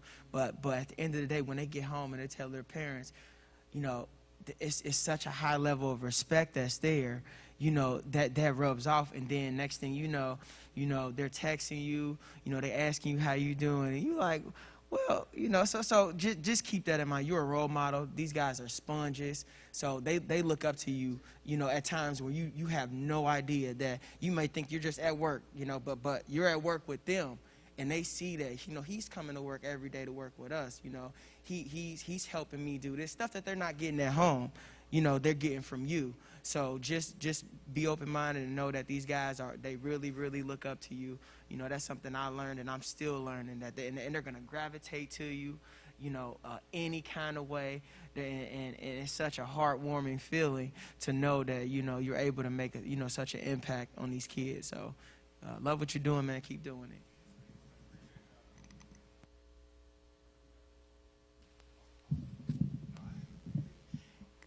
Good afternoon, panel. Thank you so much for being here. We appreciate you. Our sister and I are, she's 69, I'm 70. And back in God, I have to get it right, it'll be 2 years. Yeah. Back in 2020, we had the pleasure of our niece, our great niece, coming to live with us. She was actually 16 years old at the time. She had lost her mother 3 years ago, unfortunately, and then her grandmother, who was her guardian, passed away. She came in August of 2020. Her grandmother died in December of 2020. And so just think about it. That was truly a transition for us, you know. But one of the things that we found out right away, we had great parents. There was 6 of us, and so everything that they had instilled in us, we tried to do the same thing with her. And I'll say, she was kind of a wild and crazy child when she came to us because, you know, she was kind of used to doing things on her own. So when she had a hard time with that NO, no, you're not going to do that. No, you're not going to wear that. No. But one of the things as the travel now, she is now 18. She turned 18 January the 12th and is graduating from Woodward High School.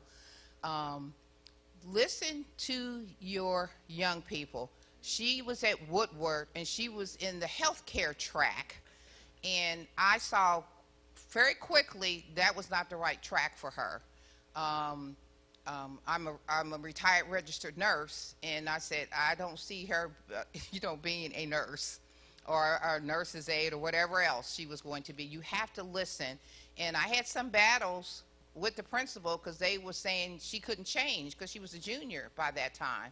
And I was like, you're not keeping her in something she's not going to excel in or be successful in.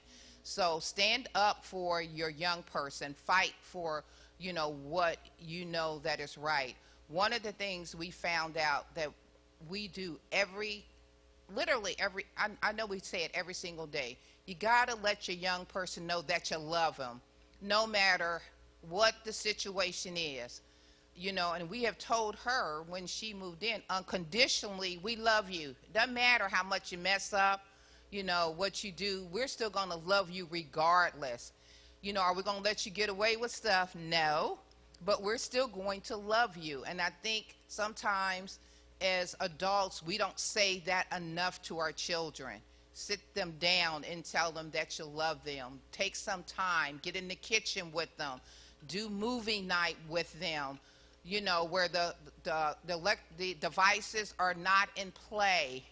You know, just some of the simple things one of the things, one of our beloved members, Sister Georgia Brown, who has gone on, you know, she like made a list of things that you can do with your children that don't require any electrical devices. Okay, a whole list of positive things that you can do with that young person. Find out what their interests are. As you just told this young, you know, father here, you know, find out what they like. Our niece loves little, what's his name? Some rap artist, Little Dre or whatever, or I don't know, Lil Durk. I'm sorry, it's Lil Durk. Let me get it straight, okay? And so, you know what? I don't necessarily care for his music, but you know, when she has it on, you know, she'll say, "Oh, Auntie, listen to this," and she's done some art stuff with him in her art class. But we have to keep encouraging him. If you know they're doing wrong, you let them know they're doing wrong. When they're doing right, you let them know when they're doing right. You know, don't always beat up on them about, you don't do this, you don't do this, you don't do that. You know what? You just have to love them where they're at. You know, if your child needs, I'm an advocate of good mental health, okay? Good mental health. You know what? You have to listen to them. You have to know their nonverbal cues as well as their verbal cues with your young person. You know what? And, you know, you have to sit down and talk to them. You know, we don't do that enough. We all get too busy sometimes. We're going here, we're going there, we're running them here, we're running to this game, to this, to that, but we don't spend any quality time with our young person. And if you don't, that's when they get into trouble. And even if they do get into trouble, you're still going to love them unconditionally. And that's what we have to focus on. Because if we don't, we're losing them. We look at the news every single day, and they're running amok, you know, in the neighborhood, because maybe just as a parent, you know, we did not spend quite enough time with them. Thank you, Sister Diane. That's good. She kind of stole the thunder from what I was going to share and ask, and I guess they'll be coming back in a moment too. I'm just going to put this out here as a parent who, as a 60-year-old parent, I need to say that because it's important, of a 13-year-old, because I'm same school, y'all. You know, we in there. And our pastor here says this all the time. So for a lot of us who are from the church, been in the church most of our lives, how do we better make that? We were talking about the balance thing. Sometimes balance does not necessarily mean equal, because, you know, how do we that are from the church, how do we balance the whole self-preservation, the whole self-care thing? How does that weigh out with what we've been traditionally taught in the church? How do you know what I'm saying? We've been taught to deny yourself and almost just kind of let, you know, you need to take the downside, you need to take the other road, you need to turn the cheek, which is all things that the Bible says. But, you know, where do we draw that line? The church versus those things.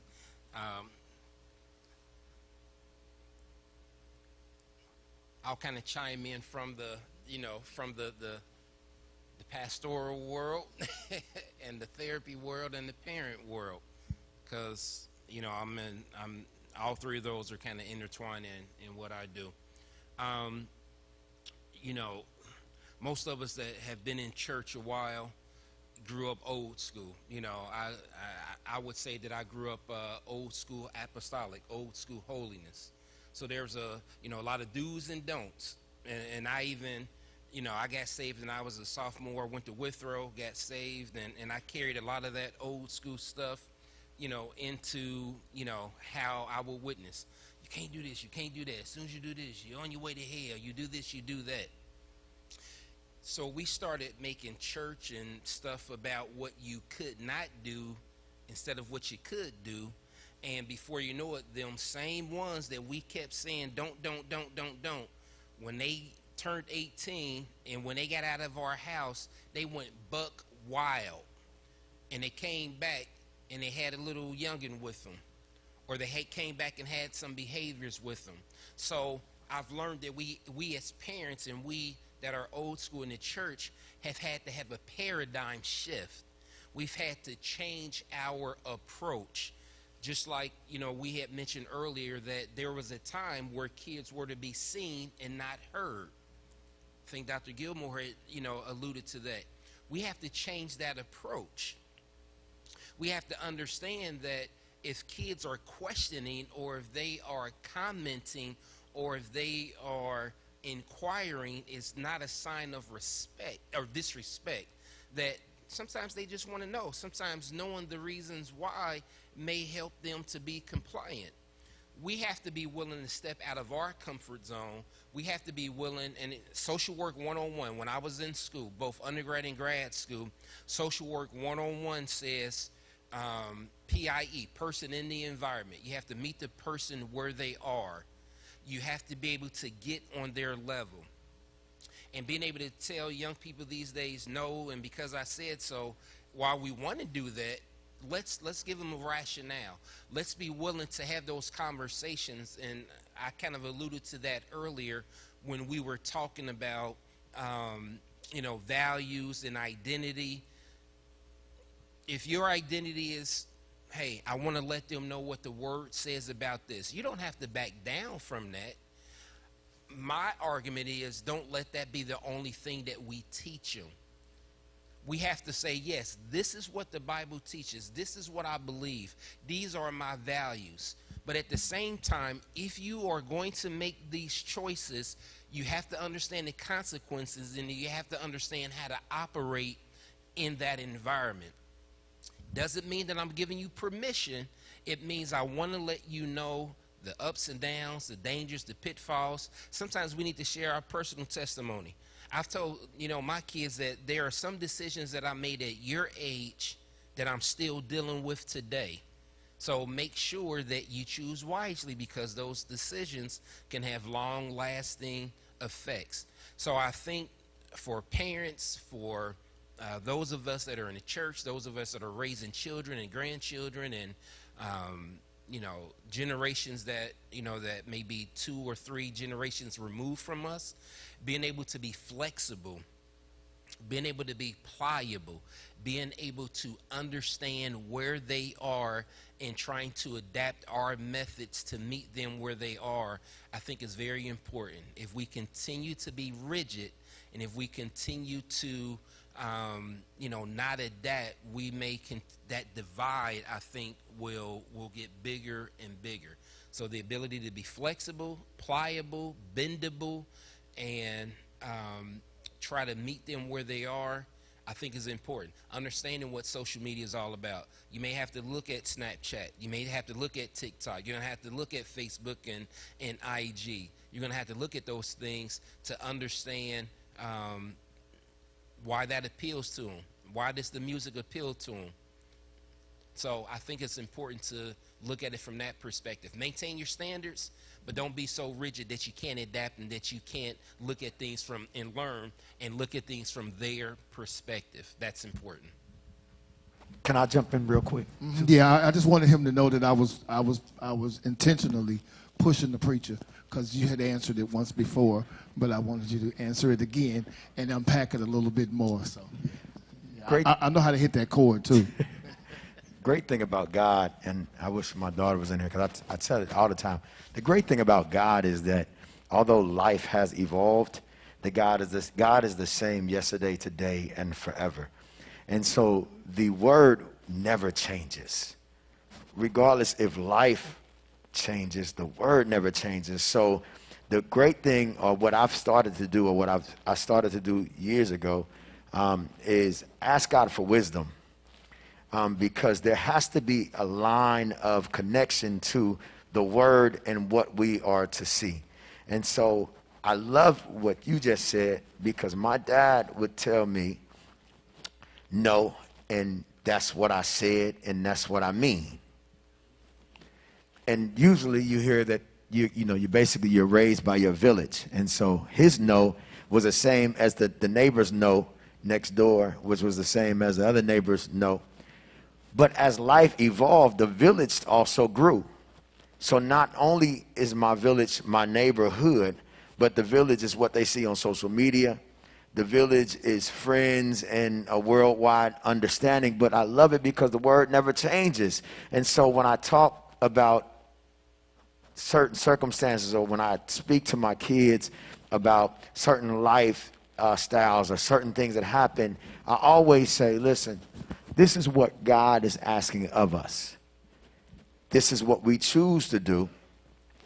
There are repercussions to what we choose to do, but that's what it is. I mean, I got to be honest, even if I don't live in that same vein. It's funny because you also have to be real with your kids. All right, I'm real with my kids. This is the choice that I made for myself, and these are the repercussions that I have to live in. But the word says this. So when you make that choice to do, just understand these are some of the things that you might go through. But I always love to say that because the word, God is the same yesterday, today, and forever. And his word still stands strong even when life evolves. These nuggets that are given to us behind or through the word and with the word still gives us sense of growth and where we need to be. So I thank you for that because that's awesome. But we have to also evolve too. We have to speak. All right. It's not no longer just no because I said so. It's no. Why do you think yes? I can explain to you why no. Now we have a better understanding together. I'll give an example and I'm done. I got a 13-year-old daughter who, so my oldest daughter, education was like this, study, cool, study, cool. My 13-year-old daughter's not like that. She's not study, cool. She's just enough to get by. Well, I was just enough to get by, so I'm getting it all the way back. And I remember I told her, listen, this quarter, I want you to get all A's. And in the first 2 weeks, she had 2 F's. And I said, what's going on? And she said, Dad, that's too much pressure on me to get all A's. And I said, well, what do you mean? It's just too much pressure. And it wasn't the fact that she didn't want to do she couldn't do the work. She was trying to reach a goal that I set for her that she felt was unattainable. I had to retract my statement and say, okay, wait a minute. I don't want to put you in pressure. That's mental health. She shut down. I said, babe, all I want you to do is, let's do this. Is it okay to say, I just want you to turn in all assignments in on time? She said, okay, I can do that. Well, the next week she said, oh, well, Dad, that F became a C. And then the week after that, she said, hey, Dad, both of those, now I got one is a B and one is a C. And then now this past week, she said, listen, Dad, all of my grades are A's and B's. And I didn't say, hey, see, we can get that straight A. I didn't say that. I said, man, you know what? Just keep turning in your assignments on time. Because that's the vein she can live in. And she's excited about it. So that's one of those things where it's even what we say as parents can help our kids reach certain goals.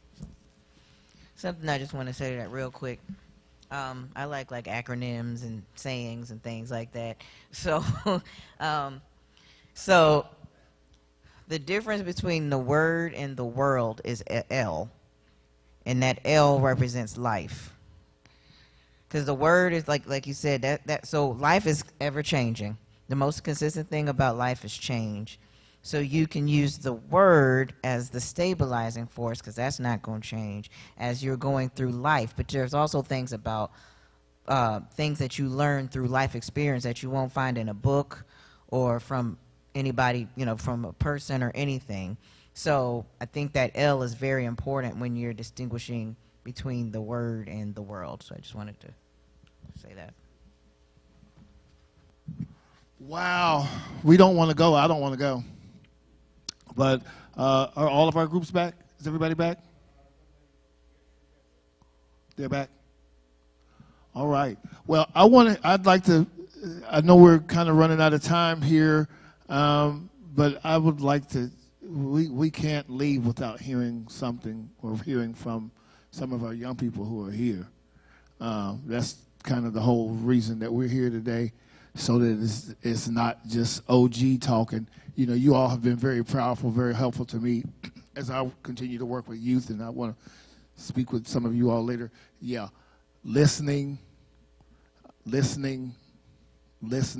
the key, because we're from different generations, and we're not going to like a lot of stuff. It's just not going to gel well with us. So I have to be intentional, and I have to force myself, Pastor Holly, to listen to stuff that, you know, one day, literally, I sat and listened to some music and I'm a musician. I like music. I like all kinds of stuff. I sat and listened to something that was literally making me cringe, but I had to force myself to listen to it, to empower myself to be able to reach and connect. So that was really good. Some of our young people, somebody give me something. Anybody got a question? Anybody got something they want to share that they learned today? Don't be shy. Don't be ashamed. Somebody want to come and share something that you learned today, something that you got? If it's just one thing, give me something that you're going to take away with you today. She said, no. I'm going to pick some. Okay, there we go. Thank you. Right. Tell us your name. My name is Madison, and I would just like to say that I think self-respect and self-preservation is very important, and I love what you all said, and I really feel like my peers and like our generation need to get that stuff spoken into them, because a lot of people at my school, they might be doing all this stuff, being fast, but they don't have respect for themselves. So I think self-respect is very important. Okay, that's all I gotta say.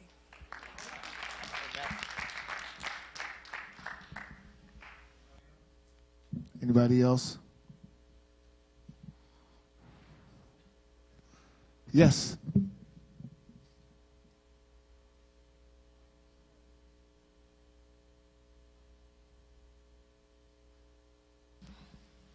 What I learned is it's really no age to learn your self-love, and like you can be 52 and still like learn self-love.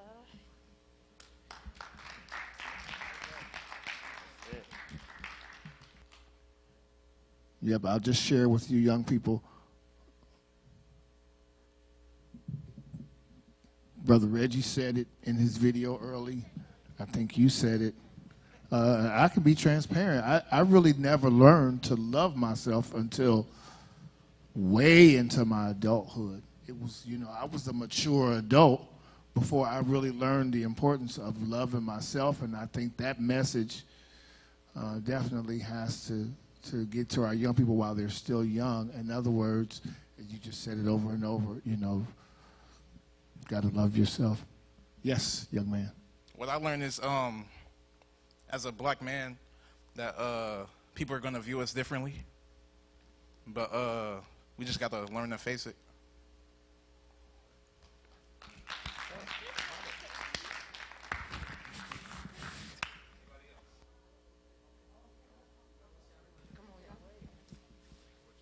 My name is Damaris Taylor.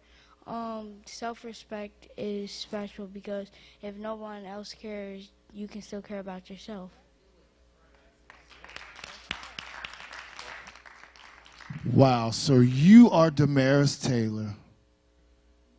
What a powerful young man. We hear you on the prayer call all the time, young man.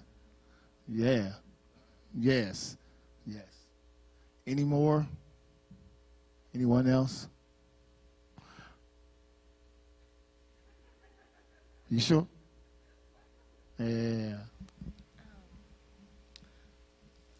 My name is Lena Bobo. I just wanted to say that loving yourself or self-love, it does take time, and it's no rush into learning to build that connection with yourself, and just that loving yourself, it's important, and like everyone has their own journey of that self-love. So Yeah.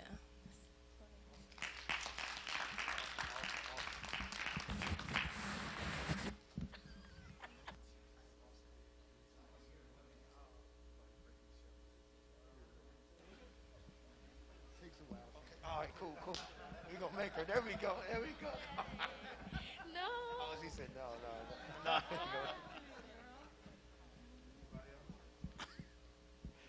That's it. I think that's it. Well, for every young person in here today, for every old person in here today, for every in-between person in here today, you are enough. You are enough. You are enough. Who you are, God created greatness in you. You are enough.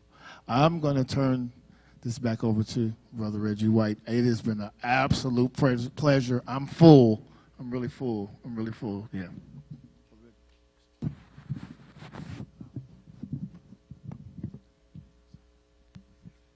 Man, oh man. First of all, I want to give a shout out to our team. So the media team, please give it up for them. They've been doing phenomenal today. Please give it up for our kitchen ministry, Sister Diana Bailey and all of them back there. Give it up for our panelists. They did a phenomenal job. And lastly, give it up for yourself. Thank you so much for coming out today. So look, I am not one that likes to get in front and talk, but I feel God like leading me to say this. So I want to end on this. I want you all to remember the things we talked about today. We talked about self-love. We talked about self-preservation. We talked about knowing your worth. The last thing that I want to leave you all with is saying that you're powerful beyond measure. Sometimes we don't realize the potential that we have or the God-given strength that we got. And I want you all to remember, if you don't remember anything else I say, remember the word power. There's something that every last one of us have that God created us as. He created us and thought of us. He gave us a power. He gave you purpose. When you put your hand on your heartbeat, I want you to do that for me real quick. Put your hand on your heart. Every day you wake up, if you need a reminder of why you're here, I want you to touch your heart. If you have a heartbeat, that means you still have purpose. You still have work to do. God gives us opportunity. He gives us opportunity every single day for us to seize the moment and to do great things. And great things don't have to be what you see other people doing to do great things. He gives us a work ethic that we got to have the opportunity and the mindset to go get work done because faith without work is dead. We got to be excellent. We can't be perfect. The world wants you to be perfect. You'll see things on social media and the world looking in one way, but you got to be excellent. Be the best at what you do. And lastly, that you guys kind of saw from the panelists talking, from the folks that's working together to make this thing happen is God gives us the opportunity to make relationships and connections. The relationships you make, the people around you, is what makes a difference. That is your power. So if you don't remember anything else I say, even if you don't remember the acronym, what it stands for, remember that you have power. And anytime you need some motivation of what you're doing and why you're doing it, put your hand on your heart. Because if you're still waking up every morning, which is a blessing in itself, God's not done with you. So thank you so much for joining us today. Oh, come on.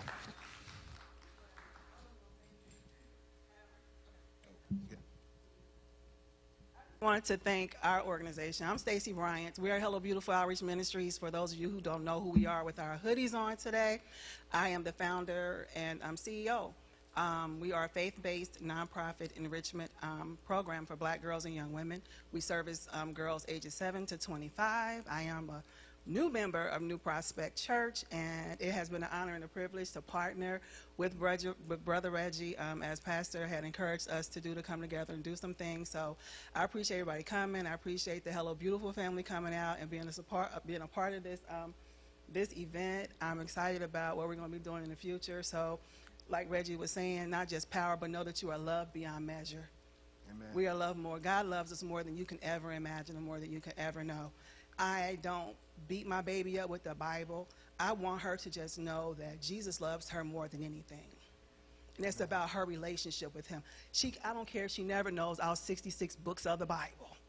I just want her to know about the man that's in the Bible. Amen. And that he loves her. And, okay, I'm about to get full. But he does. How do you find me? Okay, so I'm sorry. We're new. We kicked off back in September, and we have Facebook, we have Instagram, And LinkedIn, my vice president is back there, Nikki Keith. You want to wave? I believe that those are all the things. I do have some cards. We'll be back. Pastor was like, well, you need to come back and do a conference in April.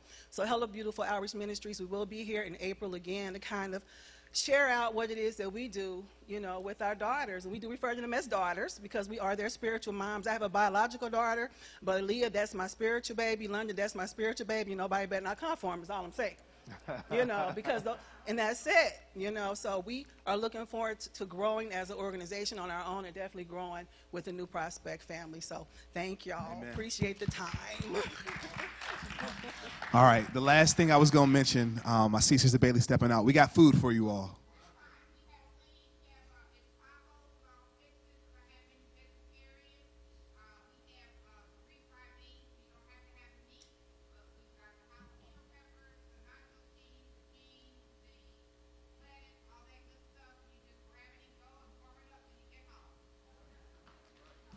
All right.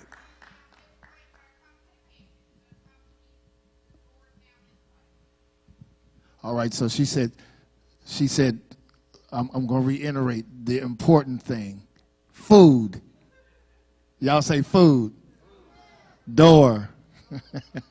I want to take this opportunity also, can't let it go because it's for the young people. So all about listening to you and hearing you.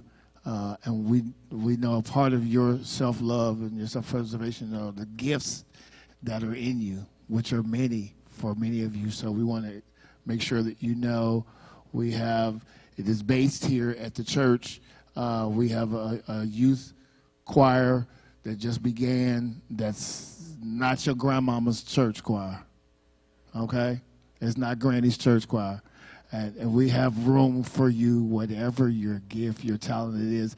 And the great thing about it is it's not just New Prospects Choir, but it is open to the entire community. So we want you to spread that word for you young people and your friends and your peers. We're here every week on Tuesdays at 6:30, and we want to invite you to come out and share your gift with the world. All right, thank you so much, everybody. If you got a survey, like a little sign-in form, I ask is that you just come give it to me. We want to definitely get your feedback of how the event went. Thank you all so much for everything today. Y'all have a great rest of your Saturday.